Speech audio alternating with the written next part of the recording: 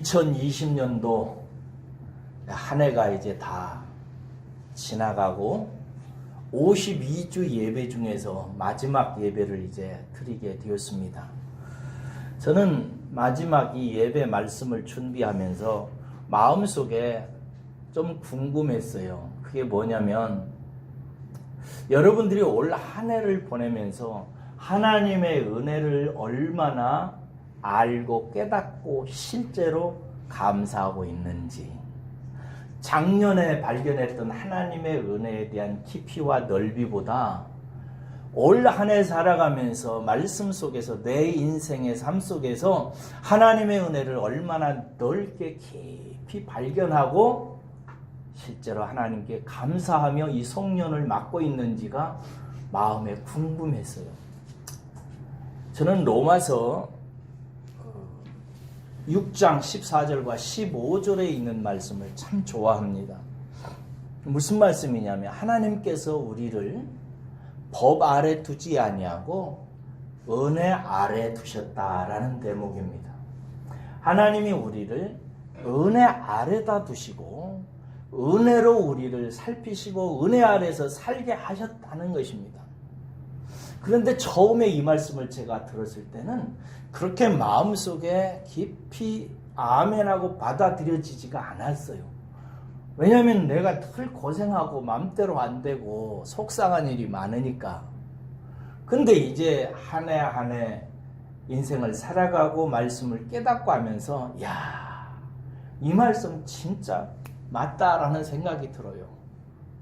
그리고 이 말씀 속에서 저는 제가 출생한 그 시절부터, 아니 영원전부터 다시 영원까지 하나님의 은혜의 품 안에서 은혜 아래 살고 있다는 사실을 이제는 전적으로 아멘할 수가 있습니다. 지난 한 해만 해도 저는 은혜를 고백하지 않을 수가 없어요. 시간상 한두 가지만 말씀을 드리면, 저는 지난 한 해 동안 이렇게 목회를 감당할 수 있는 이 자체가 저는 기적이라고 생각합니다. 여러분들은 어떻게 생각할지 모르지만 저는 목회자 감히 못 돼요. 저는 제가 아무리 생각해도 하나님의 이 영광스러운 교회를 섬길 수 있는 그런 감이 아니에요. 근데 하나님께서 저를 저렇게 빚으셔가지고 마침내 이 정도로 이렇게 써주시는 거 보면 진짜 신기하고 감사하기 이를 데가 없어요. 지난 한 해 동안 히브리서 강해를 여러분들에게 해드렸는데 이 어려운 책을 그래도 여러분들과 함께 씨름하며 해낼 수 있는 거, 이것만 해도 저는 너무 감사하고 기적이라고 생각해서 어젯밤에도 몇 번을 하나님께 감사했어요. 고맙다고, 감사하다고. 세상에 나 같은 무지랭이를 이렇게 써주시니 정말 감사하다고. 그리고 또 하나 감사한 것은 지난 한 해 제가 그 공부 박사과정을 이제 네 학기를 마쳤어요. 절반 했어요. 2년 했으니까. 이제 절반 남았습니다. 이것도 정말 기적이에요. 저는 이 돈으로, 제 돈으로 하는 것도 아닌데 하나님을 사랑하고 저를 사랑하는 분들의 헌금을 통해서 하고 있고요.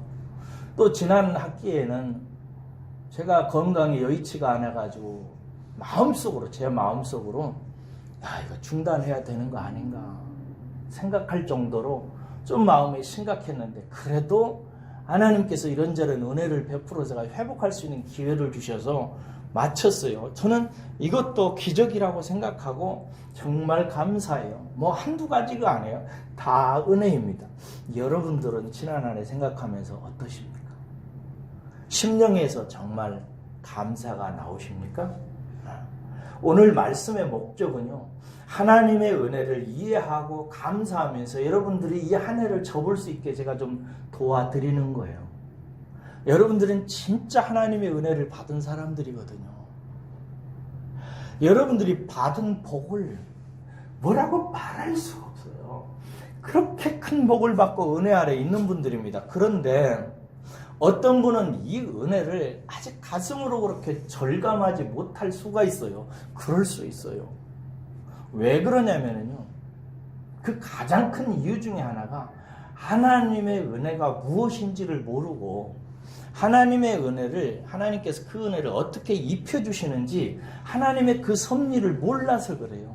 마치 어린아이가 맨날 엄마 아빠 보고 자기 좋아하는 거 안 주니까 아빠 미워, 엄마 미워 하듯이 우리도 어린아이와 같아가지고 하나님께서 주시는 그 놀라운 세계에 대해서 아직 이해하지 못하고 그 섭리를 몰라서 느끼지 못해서 기뻐하지 못하고 깨닫지 못해서 감사하지 못하는 경우가 너무나 많아요.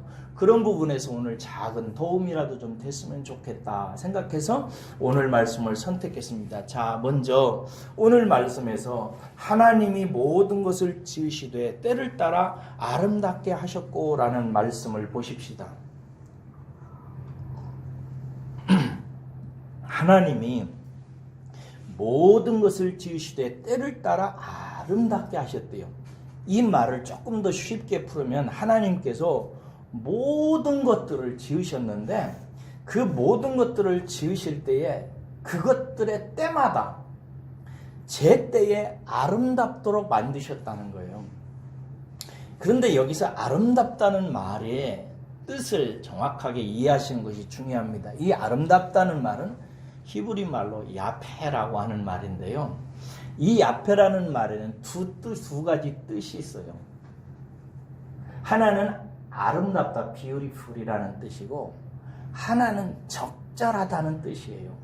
딱 맞다는 뜻이에요.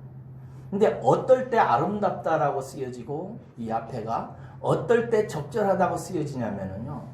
이 야페라고 하는 말이 명사를 수식하면 또 옛날 공부한 생각이 나네요. 예, 사람이나 사물을 도와주는 말로 쓰여지게 되면은 그때는 아름답다고 번역을 해요.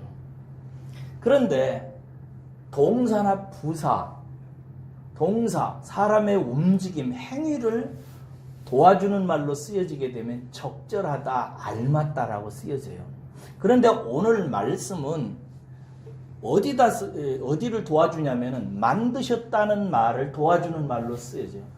아름답게 만들었다 이렇게 쓰여졌어요. 그러니까 이 말의 뜻은 아름답다고 번역해야 되겠어요? 적절하다고 번역해야 되겠어요? 적절하다고 번역해야 된단 말이야.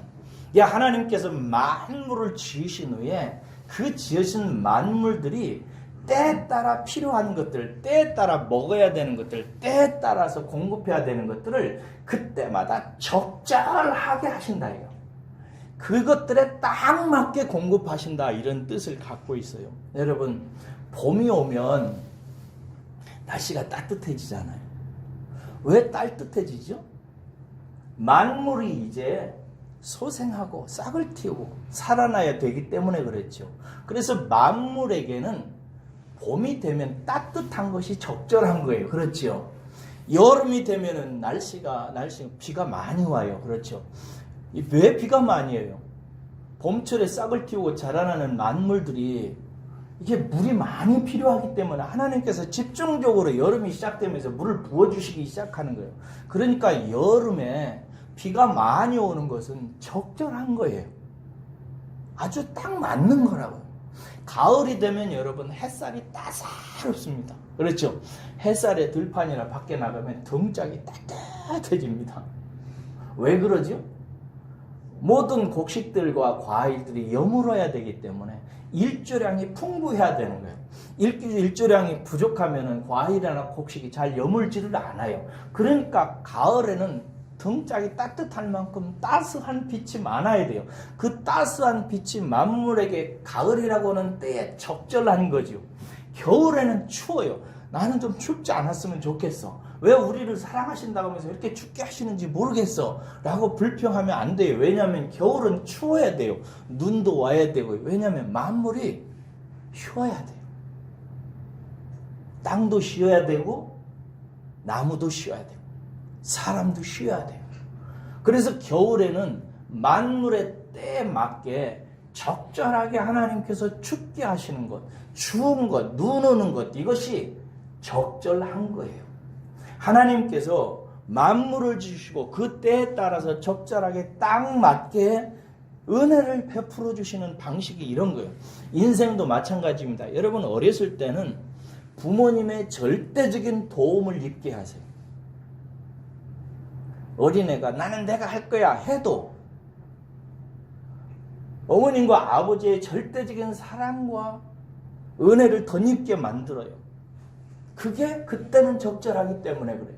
청소년기 때는 막 친구들을 좋게 하는 마음도 주시고요. 막 사회에 나가서 활동하고 싶은 마음도 막 일어나요. 왜 그러냐면 청소년기 때는 인간관계를 배워야 되고 세상에 대해서 눈을 넓혀야 돼요. 그래서 그때는 친구 만나고 싶은 마음이 막 마음에서 일어나야 되는 거예요. 이게 친구 만나고 세상에 떠돌아다니고 막 달려다니고 싶은 마음이 일어나는 그것이 청소년기 때는 적절한 마음인 거예요. 청년기 때는 어때요? 이때는 배우는 것에 대해서 열망이 막 생겨요. 그래서 공부를 열심히 하기도 하지요. 그래서 세상과 인생에 대해서 배우는 거예요. 왜? 그것이 이제 작년에 가정을 꾸리고 세상을 섬기는 데 필요한 지식들이 되기 때문에 하나님께서 적절하게 그때는 배우는 데 몰입하게 만드세요.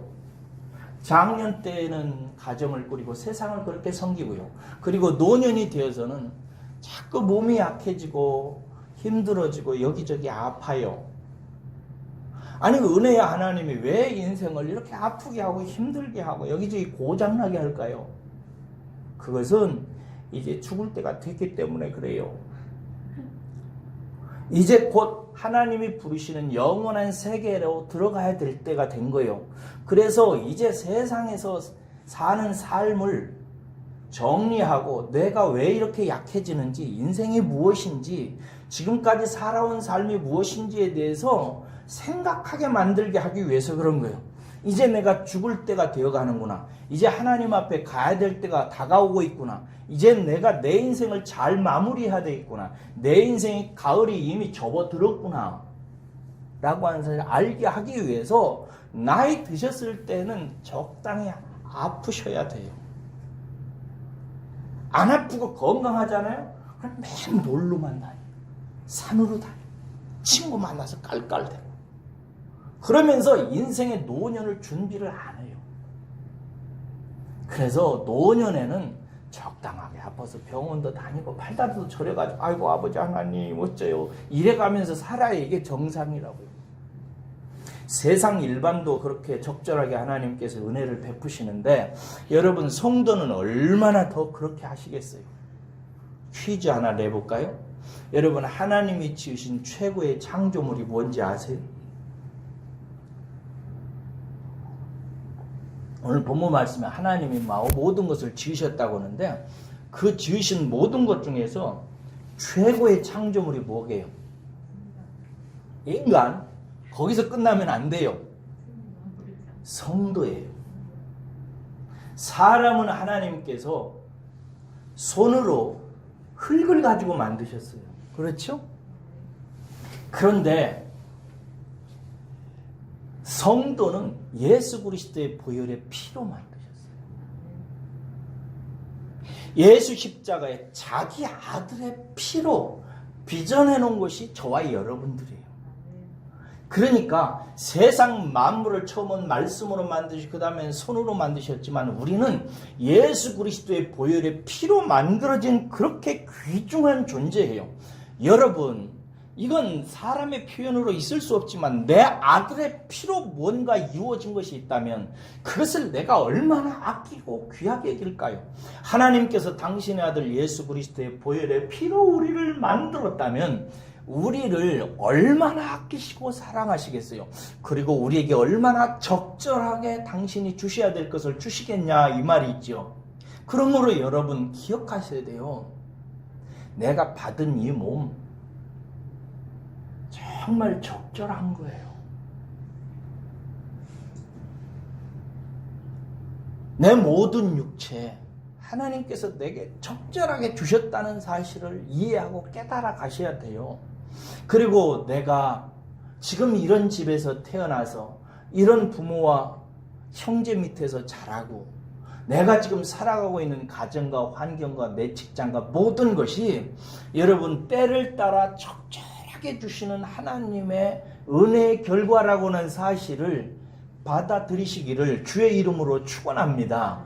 이것이 굉장한 실력이고 깨달음이에요. 어떤 사람은 매일 기도할 때마다 하나님 바꿔주세요. 바꿔주세요. 바꿔주세요. 라고 기도해요. 근데 깨달은 사람은 감사합니다. 감사합니다. 감사합니다 하고 받아요. 왜? 하나님이 나를 그렇게 귀하시고 나에게 적절하게 주신 것이라는 사실을 말씀이라고 하는 진리의 기준을 가지고 묵상해서 내 환경을 받아들인 사람이기 때문에 그런 거예요. 이게 되어진 사람이, 이게 상당히 실력 있는 사람이에요. 여러분, 성도는 어떻게 비적 가시는지를 구약 성경에 보면 성전을 통해서 얘기해요. 여러분, 성도는 하나님의 성전이라고 신약 성경에 나와 있는 거 아시죠? 우리의 몸은 하나님의 성전이에요. 우리라고 하는 하나님의 거처, 이 성전이 어떻게 지어져 가는지를 구약 성경에서 어떻게 보여지는지 말씀드릴 테니까 들어보세요. 솔로몬 때에 하나님의 성전을 짓게 하나님께서 하셨는데, 성전을 지을 때 구약 성경에 보면은요, 구약 성전 공사 현장에 망치 소리와 톱 켜는 소리가 들리지 않았다고 되어 있어요. 아니, 큰 성전을 짓는데 쿵쾅쿵쾅하는 망치 소리도 안 들리고 쓱싹쓱싹 하는 톱 소리도 전혀 안 들려요. 이게 어떻게 됐냐? 하나님께서 솔로몬을 통해서 현장에서 지어야 되는 목재와 나무들을 그 채취하는 산과 현장에서 미리 하나님께서 정확하게 그 제도를 만드시게 해서 규격을 만들게 해가지고 규격에 맞게 산에서 또 돌 깨는 곳에서 다 준비해서 다 만들었어요. 그래가지고 공사 현장에 와가지고는 그것을 끼워서 맞추기만 하면 됐어요. 여기서 끼워서 맞춘다 이 말이 무슨 말이냐면 적절하다는 말이에요. 딱 맞게 규격에 맞게 나무와 돌을 만들어가지고 현장에 와서는 딱딱 맞게만 한 거예요. 여러분, 성전이 이렇게 지어졌어요. 하나님께서는 우리에게 필요한 환경을 영원전부터 이미 예비하시는 하나님이에요. 하나님은 모든 것을 다 준비하세요. 그래서 우리의 실제 생활에서는 그것을 딱딱 맞게 공급해 주시는 거예요. 부디 이 의미를 이해하고 깨달을 수 있으시기를 주의 이름으로 축원합니다. 제가 올해 감사한 게 하나 더 있어요. 그래서 저는 제가 간이 약한 게 이번 주에는 제가 진심으로 하나님께 감사를 드렸어요. 작년까지만 해도 제가 이런 그 기도를 드렸어요. 하나님, 왜 이렇게 나는 간이 약합니까? 왜 이렇게 피곤해요? 조그만 책을 보고 어디다 갔다 와도 그냥 잠을 자야 되고 피곤해야 되고 할 일은 많고 봐야 될 책들은 많은데 피곤해서 도저히 못하겠습니다. 왜 이렇게 공부는 시켜놓고 공부하게는 안 해주세요? 고문시키는 겁니까? 뭡니까? 이런 느낌으로 하나님께 약간 조금 불평을 섞어서 고쳐달라고 기도를 하곤 했습니다. 그런데 제가 지난주일을 거치면서 이게 제 은혜라는 사실을 알았어요. 먼저 저는요, 무엇에 집중하면은요, 나를 세는 사람이에요. 그게 공부를 하면 한 1시간 하고 일어나서 10분 정도 이렇게 허리 운동도 하고 걷기도 하고 이래잖아요. 근데 보통 때 제가 공부를 하고 자리에 앉으면 최소한 3시간은 앉아 있어요. 그냥 아침 먹고 앉으면 점심 때까지 앉고, 점심 먹고 책상에 앉으면 저녁 때까지 거의 예외 없이 앉아 있습니다. 집중력이 좋아서 좋기는 한데, 그래서 눈과 목과 허리와 이런 데는 아주 안 좋은 거죠. 그러다 보니까 이제 간이 좀 더 무리가 되는 거죠. 그래서 건강을 돌보지 않는 거예요. 그런데 제가 총장님, 합동신학대학원 전 총장님 정창균 목사님을 통해서 소개받아가지고 요즘에 하동에 있는 그 최진석 원장님이라고 하는 기능의학자라고 하신 분인데, 기능의학의 전공자예요. 아주 귀한 분인데, 한국에서는 아주 희귀한 분이에요. 아주 실력 있는 분입니다. 총장님이 그분에게 저를 보냈어요. 그래 그분에게 가서 제가 피 검사도 하고 뭐 내시경 검사도 하고 CT도 하고 또 모발 뽑아가지고 모발 유전자의 검사도 하고 이렇게 다 시켜주더라고요. 했는데 결론이 뭐냐면 만약에 제 스타일로 볼 때 간에서 신호를 보내주지 않으면 나는 이미 심각한 상황에 와 있더라고요. 다 말씀드리기는 뭐하지만 만약에 간에서 제 몸이 그만 쉬라고 신호를 보내주지 않으면 제가 위험한 상태에 와 있더라고요. 그래서 이 모든 것들이 이제 진찰하신 최진석 원장님이 간도 그렇고 다른 부분도 그렇고 제가 말씀을 안 드립니다만 다른 부분도 그렇고 다 공짜로 한 푼도 안 받으시고 그냥 접수비 한 3,000원만 받으시고 다 치료해 주세요. 그게 하나님께서 그렇게 은혜를 베푸시고 저로 하여금 깨닫게 하시는 거예요. 그전에는 저는 내 몸이 연약한 것에 대해서 하나님께 약간 불평을 했는데 이제는 이 연약함이 내가 길게 목회를 하고 이제 앞으로 책을 쓰고 하는 과정에서 꼭 내가 지켜야 되는 중요한 삶의 규칙이 돼야 된다는 사실을 깨달아가게 하시는 거예요. 하나님의 은혜예요, 여러분. 그러니까 하나님은 적절하게 하시는 거예요. 근데 이 문제는 이 눈이 없는 거예요. 우리가 내 삶의 모든 환경과 조건을 하나님의 눈으로 보는 내 눈이 아직 열리지 않은 거예요. 그래서 하나님의 은혜가 이해가 잘 안 되는 것뿐이죠. 그래서 저는 누가복음 11장 34절을 참 좋아하는데 내 몸의 등불은 눈이라. 내 눈이 성하면 내 온몸이 밝을 것이요 만일 나쁘면 내 몸도 나쁘리라 이렇게 돼 있어요. 내가 내 몸과 내 삶을 보는 눈이 열리면 내 몸도 내 삶도 밝아지고 편해져요. 행복해져요. 그런데 그렇지 못하면 내 인생 자체가 어두워진다 이 말이에요. 무슨 뜻인지 아시겠죠?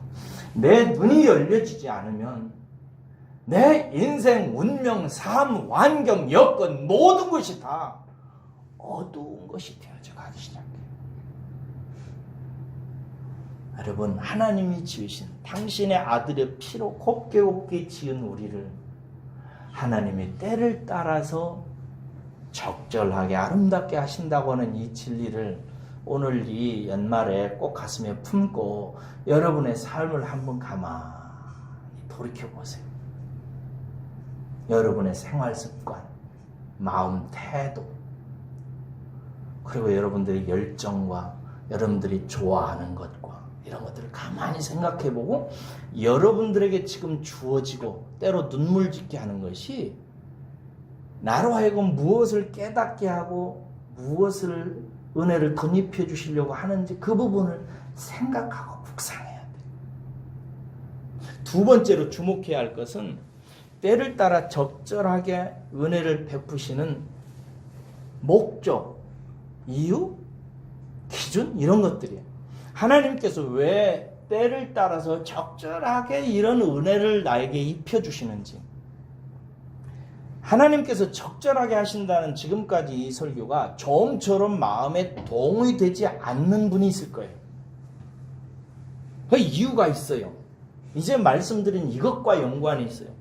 여러분 사람은 자신이 생각하는 생각 혹은 행복 이런 것과 맞지 않으면 적절하지 않다고 생각해요.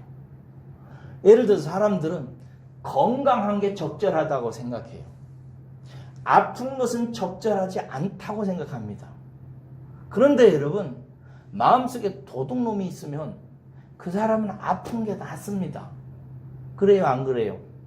도둑놈이 건강하면 맨날 남의 담 넘어 돌아다녀요. 마음에 허탄한 목표와 쓸데없는 물질에 대한 욕망이 있는 사람은 그냥 일을 실패하는 게 낫습니다. 이게 성공보다 실패가 나아요. 그런데 사람들은 건강한 게 적절하고 성공이 적절하고 건강이 적절하고 돈 많이 버는 게 적절하다고 생각하는 거예요. 이런 것들 때문에 동의가 잘 안 돼요. 이런 사람들은 인생을 몰라서 그래요. 자기가 왜 이 세상에 태어나서 사는지를 아직 발견하지 못한 사람이에요, 이 사람은. 우리가 이 세상에 사는 이유는 여러분 기억하세요? 행복하게 살기 위해서 온 게 아니에요. 세상 사람들은 행복이 인생의 목적이라고 그래요. 아니에요. 우리가 이 세상에 사는 목적은 하나님의 영광을 나타내기 위해서 그래요. 그리고 하나님의 영광을 나타내는 사람이 되어야 하나님께서 주시는 천국을 유업으로 이을 자에 합당한 자가 되는 거예요. 이게 하나님께서는 우리의 인격을 다듬어서 하나님의 하나님다우심을 드러내는 인격으로 빚으셔서 그 인격으로 장차 하나님께서 우리에게 주시는 하나님 나라의 유업을 받을 만한 자격 있는 사람으로 우리를 빚어내시기 위해서 우리를 이 세상에 보내신 거예요. 보내셔서 장차 유업을 이을 자의 자격을 예비하게 하시는 거예요. 여러분들이 이 세상에 살면서 돈 많이 벌었다고 장차 있게 될 유업을 이을 자로 모든 자격을 예비하는 것 아니에요. 건강하게 무병장수했다고 해서 그 나라 유업으로 이을 자격이 갖추어지는 것 절대 아닙니다. 성공하고 명예 얻고 인기 얻었다고 해서 여러분들이 하나님의 목적에 합당하게 수준에 이르렀다고 말할 수 있는 게 아니에요. 아파도 가난해도 실패해도 여러분들의 사람됨이 잘 갖추어져서 하나님 나라의 유업을 이을 자로 하나님의 영광을 나타내는 인격으로 빚어지면 그게 성공이고 하나님의 은혜에 합당한 모습이에요. 믿으시기를 축원합니다. 그래서 우리에게 이 일을 하시기 위해서 우리 마음속에 넣어놓은 영적인 본능이 있어요. 뭐가 있다고요? 영적인 본능. 이 일을 생각하고 이 일을 추진하고 이 일로 하여금 달려갈 수 있도록 하나님께서 우리 속에 영적인 본능으로 넣어놓은 게 있는데 오늘 본문 말씀에 나오는 영원을 사모하는 마음이에요. 이 마음은 어떤 마음이냐? 영원한 세계를 대비하도록 하나님께서 우리 속에 넣어놓으신 마음이에요. 이게 본능이에요. 그래서 로마서 1장 19절에는 하나님을 알만한 것, 영적인 세계, 영원한 것, 이것이 그들 속에 보임이라 이렇게 돼요. 모든 사람 속에 그 씨앗이 있다고 얘기하고 있어요. 본능이기 때문에 그래요. 그런데 이 본능을 왜 하나님께서 주셨는가? 하나님이 예비하신 하나님 나라를 상속받는 그 일을 예비하게 하기 위해서 그런 거예요. 준비하도록 하기 위해서. 그래서 우리 속에 있는 이 본능이 여러분 활활 타올라야 돼요. 영원을 사모하는 마음이 마음속에서 펄펄 끓어야 돼요. 장차 다가오게 될 영원한 천국에 대한 열망과 소망과 그 나라를 사모하는 마음이 속에서 막 펄펄 끓어올라야 돼요. 저는 여러분들이 그렇게 영생에 대해서, 영원한 것에 대해서, 천국에 대해서, 하나님의 축복에 대해서 가슴속에 열망이 펄펄 가마솥처럼 끓어오르기를 주님의 이름으로 축원합니다. 이게 끓어올라야 돼요. 그런데 여러분, 이 영적 본능, 영원을 사모하는 이 마음은 배부르고 등 따시고 세상에서 성공해서 환경이 그렇게 꽃피우면은 이 영적인 본능이 나타나질 않아요. 왜? 세상에서 잘 되는데 뭐 하려고 딴 세상을 생각하겠어? 직장 생활도 그렇죠. 이 직장에서 억대 연봉을 받고 대우받고 인정받고 다 출세했는데 다른 회사에 대해서 마음이 가겠어요? 이 세상에서 건강하고 부하고 배부르고 성공하고 출세하면 우리의 마음은 두 나라를 품을 수 없어요. 우리의 마음은 하나의 세계만 품게 되어 있어요. 그래서 이 세상을 품어버리면 하나님 나라를 품을 수가 없는 거예요. 그래서 하나님께서 주신 아름다운 것, 적절하신 것이 뭐냐? 엉겅퀴와 가시예요. 태초에 아담과 하와가 하나님 대신 뭘 품었어요? 사단을 품었어요. 하나님 말씀 대신 사단의 말을 품어버립니다. 그랬죠? 하나님의 말을 품었어요? 사단의 말을 품었어요? 하나님의 말을 들었어요? 사단의 말을 들었어요? 사탄의 말을 들었어요. 그들의 마음속에 사탄의 마음을 품었을 때 하나님께서 사탄의 마음을 품고 사탄의 말을 듣고 살려고 인생을 결정하고 그 길로 갔을 때 하나님께서 그들에게 주신 축복이 있어요. 그게 뭐냐면 너희들의 인생에 엉겅퀴와 가시가 날 것이다. 목사님, 엉겅퀴와 가시가 뭐가 축복이에요? 그렇죠. 겉으로 볼 때는 엉겅퀴와 가시가 축복이 아니죠. 엉겅퀴와 가시가 뭐예요? 이게 상징이고 비유인데 밭에 곡식을 뿌렸는데 곡식은 안 되고 엉겅퀴와 가시가 나게 한다는 말이에요. 이 말이 무슨 말이에요? 너희들이 이제 사단의 말을 듣고 인생을 살게 되면 너희들이 하는 일이 잘 안 될 것이다 이 얘기예요. 하는 일이 잘 힘들고 어렵고 뒤틀어지고 얼그러지고 내 뜻대로 안 되고 나는 행복하게 살려고 하는데 자꾸 일이 어그러지게 된다는 거예요. 그러면 여러분 인생이 사단의 말을 듣고 세상 나라에서 자기 뜻대로 자기 행복을 위해서 살면 하나님께서 사랑하는 사람들에게는 엉겅퀴와 가시가 나기 시작해요. 반드시 납니다. 하나님이 사랑하는 딸이 하나님의 사랑하는 아들이 하나님 밖에서 살면 그의 인생에 엉겅퀴가 반드시 나와서 피눈물이 나는 상황이 와요. 그러면 그 가시와 엉겅퀴가 무슨 역할을 하는가? 그 가시와 엉겅퀴 때문에 영원한 세계에 하나님을 떠올리기 시작해요. 하나님께 돌아옵니다. 신앙생활 시작해요. 그래요? 안 그래요? 그렇단 말이에요. 우리는 그때야 하나님을 찾아요. 그때 하나님을 의지합니다. 하나님을 부르기 시작해요. 그제서야 내가 누구인지를 조금씩 눈치채기 시작합니다. 그제서야 하나님이 나를 부른다고 하는 그 음성에 영혼의 귀가 열리기 시작해서 하나님께 나오기 시작하는 거예요. 그러므로 여러분, 성도의 삶에 하나님이 사랑하는 아들과 딸의 삶에 가시와 엉겅퀴가 나는 것은 하나님의 저주가 아니라 하나님의 징벌이 아니라 하나님의 사랑이에요. 할렐루야. 하나님의 은혜예요. 제가 젊었을 때 남다르게 고생을 한 얘기를 많이 하죠.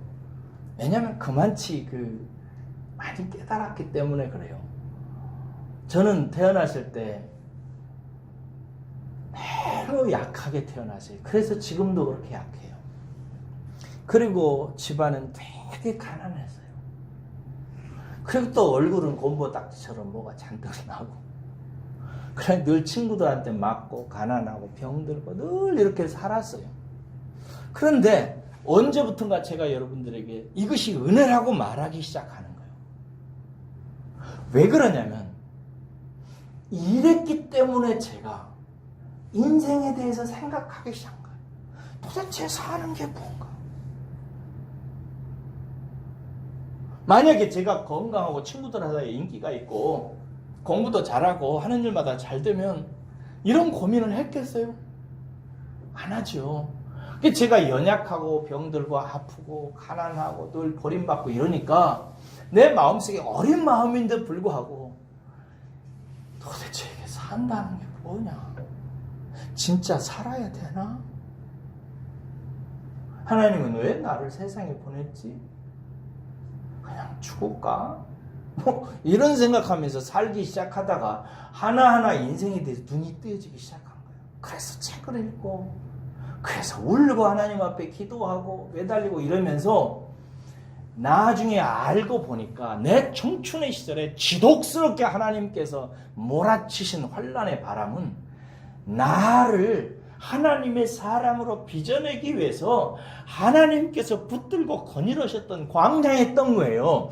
그래서 그 길을 통과하고 나서 이제 깨닫고 나니까 아이고 그때 그 일이 없었더라면 내가 어떻게 살았을까? 나같이 교만하고 나같이 의시되게 좋아하는 인생이 어떻게 되었을까 생각하니까 아주 그냥 끔찍한 거예요.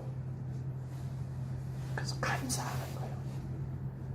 그래서 데살로니가전서 5장에 보면은 범사에 감사하라고 그랬죠. 이것이 그리스도 안에서 가지신 하나님의 뜻이라고 결심이라고 의지라고 그랬다. 하나님께서는 범사에 감사하게 하시고야 마시는 하나님이에요. 범사가 뭐예요? 모든 일. 우리가 볼 때 좋은 일만 아니라 우리 눈에 안 좋은 것에 대해서도 감사하는 단계로 들어가게 하시고, 그전에는 내가 도무지 감사할 수 없었던 그 일로 인해서 하나님을 찬양하고 영광 돌리게 하시고야 말겠다 하는 것이, 이것이 그리스도 예수 안에서 하나님께서 영원전부터 저와 여러분들 사랑하는 우리들을 두고 결심하신 하나님의 의지다 이거예요. 문제는 이 눈이 열리는데 시간이 좀 가. 제가 아까 눈 얘기했다. 이 눈이 열려야 되는데 이게 좀 시간이 필요해요. 제가 이것을 알게 된 게 사진을 하면서였어요. 여러분, 사진을 하면서 이 아름다운 세계에 대해서 눈이 열리는 게 한 3년 걸리더라고요, 제 경우에. 그전에는 목사님 아름다운 세계 못 봤습니까? 봤지요. 그런데 그전에 내가 자연인으로서 그저 내 눈의 감각으로 보면서 야 이쁘다 했던 것은, 죄송한 말입니다만 아주 수준 낮고 유치한 것이에요. 근데 사진을 해서 제가 사물을 다시 보게 되고, 사물에 비치는 빛을 보고, 그 음영과 원근과 이런 것들을 이제 배우면서, 이 육체적인 눈으로 보는 아름다움과 마음으로 보는 아름다움의 세계가 어떻게 차이가 나는지를 이해하게 되고 표현하게 되고 사진으로 담아내는 법을 익히기 시작했어요. 그렇게 익혀진 사진들은 다 제 블로그에 있어요. 저기 벽에 들어오면 벽에 붙여놓은 사진들은 그런 사진들이 아니에요. 저 사진들은 다 그냥 사람들이 눈에 볼 때 아름답다고 하는 거예요. 아름다움의 세계에 대해서 눈이 뜬 사람이 볼 때는 별로 아름답지 않은 사진들이에요.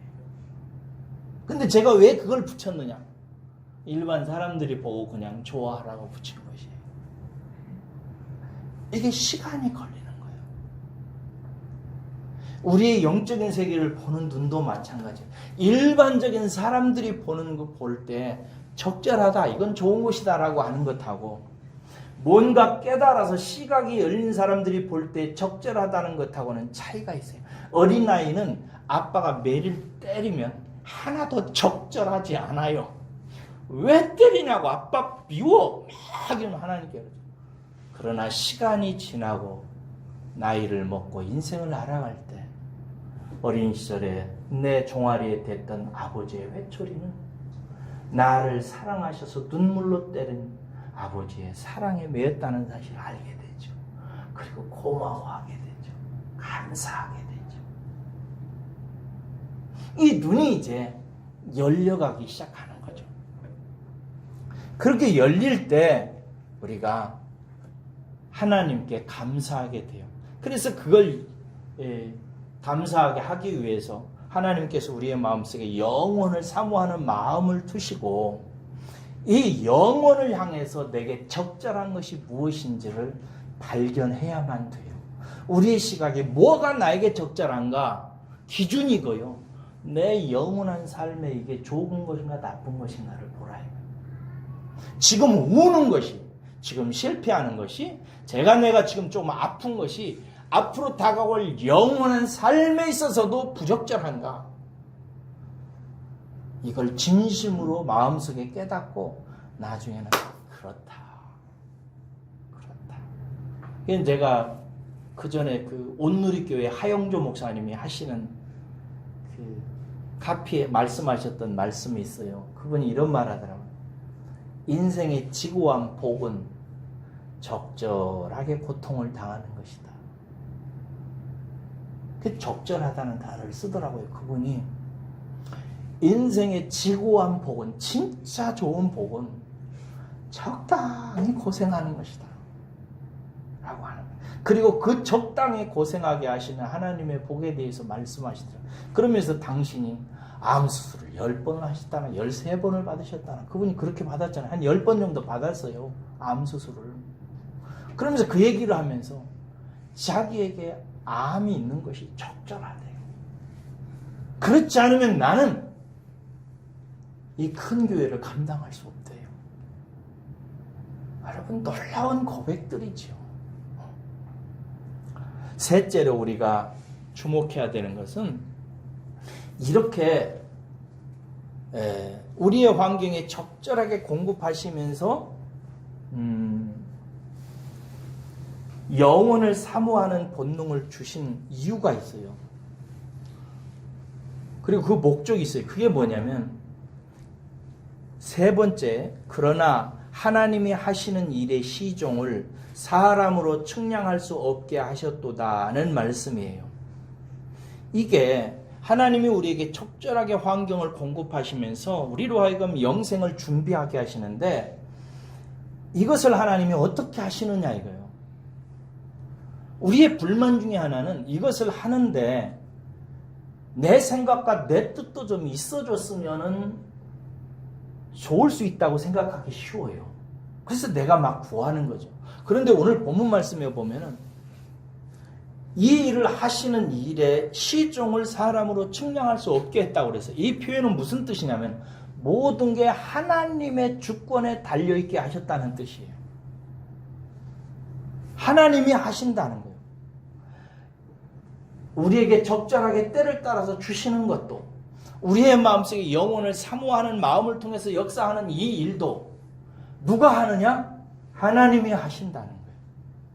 저는 이 말이 그렇게 좋을 수가 없었어요. 제일 좋았던 말이 이 부분이에요. 이 방식으로 이렇게 은혜를 주시는 하나님의 말씀이 저는 너무나 좋아요. 만약에 이 모든 것을 하나님이 하시지 않고 일정 부분 우리에게 맡겼다 하면 무슨 일이 벌어질까요? 아마 똑똑한 사람 굉장히 유리할 거예요. 감정이 풍부한 사람 굉장히 풍부한 세계를 보게 될 거예요. 그리고 그 일에 대해서 적절한 은혜를 받아 누리게 될 거예요. 또 의지가 강한 사람, 이런 사람들 굉장히 유리할 것입니다. 그런데 어떤 사람은 안 좋은 집에서 태어나가지고 안 좋은 부모 밑에서 태어나면 아무래도 머리가 안 좋잖아요. 그렇죠? 제대로 배우지 못하면 감성의 풍부함도 개발되지 않잖아요. 그리고 상처가 많고 이러면 의지도 약해져요. 이런 사람은 불리하단 말이죠. 그러나 하나님은요, 당신의 예정을 따라서 하나님의 공평하신 의로운 당신의 성품과 당신의 판단을 따라서 우리에게 모든 사람에게 공평하게 이 일을 하세요. 그래서 저는 제가 목사라고 해서 여러분보다 제가 훌륭하다고 절대 생각 안 합니다. 물론 제가 가르치는 직임을 가지고 이렇게 가르치지만 그렇다고 해서 내가 여러분보다 더 훌륭한 믿음의 세계나 하나님 앞에 바르게 서 있다고 생각을 안 한다 이 말이에요. 왜냐하면 여러분들 중에는 저보다 훌륭한 분들이 여러 개 계세요. 예를 들어서 저는 예배에 참석도 못 하시지만 요즘에 우리 명신자 권사님을 진짜 존경합니다. 저는 그 수준에 이르지 못했어요. 그분은요, 무슨 말을 하면 늘 하나님의 은혜라고 그래요. 제가 지난번에도 신방 해가지고 권사님에게 물었어요. 권사님, 교회도 한 번도 지금 1년이 넘도록 나오지도 못하시고 어째요? 어떻게 지내세요? 그러니까 하나님의 은혜지요. 아니 그게 뭐가 하나님의 은혜요? 건강하게 하시고 차도 주시고 집 가까이 이사도 하게 해주시고 그래서 예배당에 나와서 함께 예배드리고 목사님 얼굴도 보는 게 은혜지. 근데 권사님이 그렇게 얘기를 안 하세요. 아픈데 어떻게 지내세요? 이러면 하나님의 은혜지요. 하나님의 은혜라. 그래서 말끝마다 하나님의 은혜래요. 여러분, 그분은 제가 볼 때에 하나님께서 적절하게 그분의 수준에 맞게 하셔가지고 오직 하늘만 바라보는 분이에요. 천국 갈 거.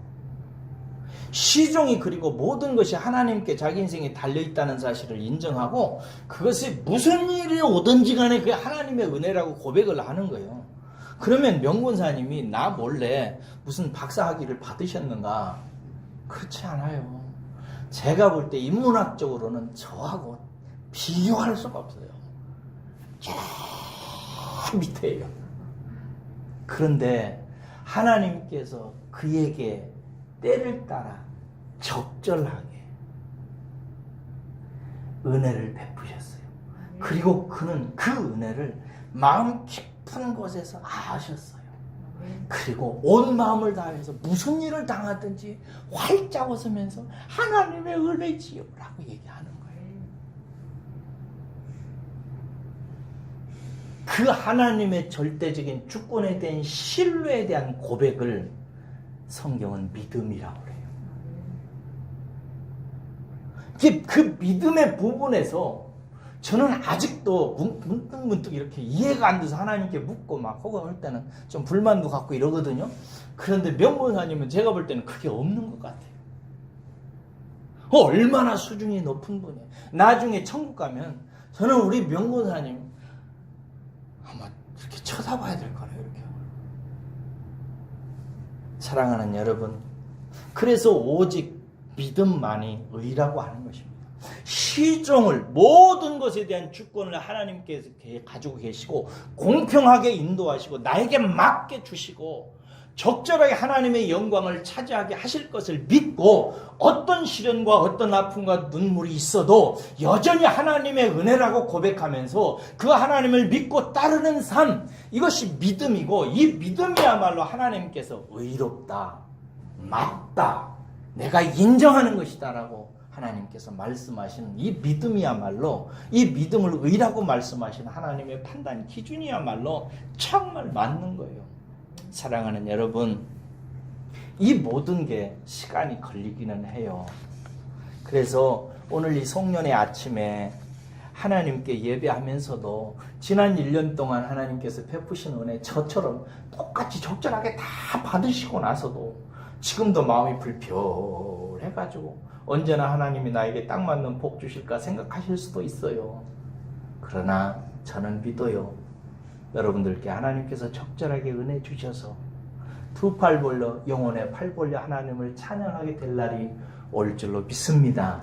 그러니까 부디 믿음을 가지시고 잘 이 시간 속에서 인내하시고 견디셔서 이 하나님의 은혜 꼭 고백하시는 저와 여러분들 되시길 바라고, 또 그렇게 아직 잘 이해 안 될지라도 이 연말에 하나님께 감사할 수 있었으면 더 좋겠습니다. 그러시기를 주의 이름으로 축원합니다. 기도하겠습니다.